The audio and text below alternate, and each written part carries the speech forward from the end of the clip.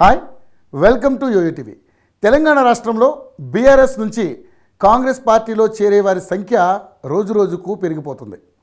తాజాగా మాజీ మంత్రి తలసాని శ్రీనివాస్ యాదవ్ కాంగ్రెస్ పార్టీలో చేరబోతున్నట్లుగా సమాచారం అందింది. హైదరాబాద్లో గుర్తింపు ఉన్న నేతల్లో తలసాని ఒకరు. టీడీపీ నుంచి బీఆర్ఎస్లో జంప్ అయ్యి ముఖ్య భూమిక వహించిన తలసాని ఇక కాంగ్రెస్ తీర్థం పుచ్చుకుంటారని జోరుగా ప్రచారం జరుగుతోంది.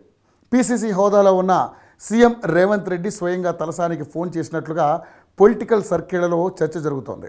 ఆపరేషన్ ఆకర్ష్లో భాగంగా బీఆర్ఎస్ నేతలను కాంగ్రెస్లో చేర్చుకునేందుకు రంగం సిద్ధం చేశారు.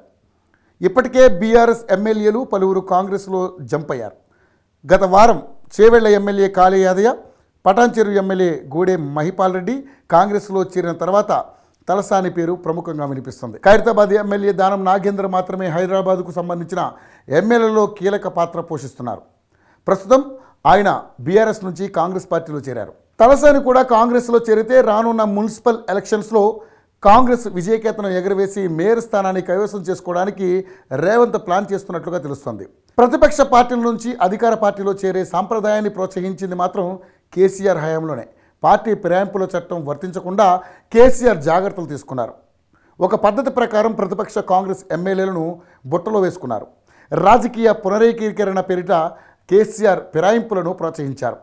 నీవు నేర్పిన విద్యయే నీరజాక్ష అన్నట్లు కేసీఆర్ను దెబ్బకొట్టడానికి రేవంత్ రెడ్డి ఆపరేషన్ ఆకర్షను చేపట్టారు.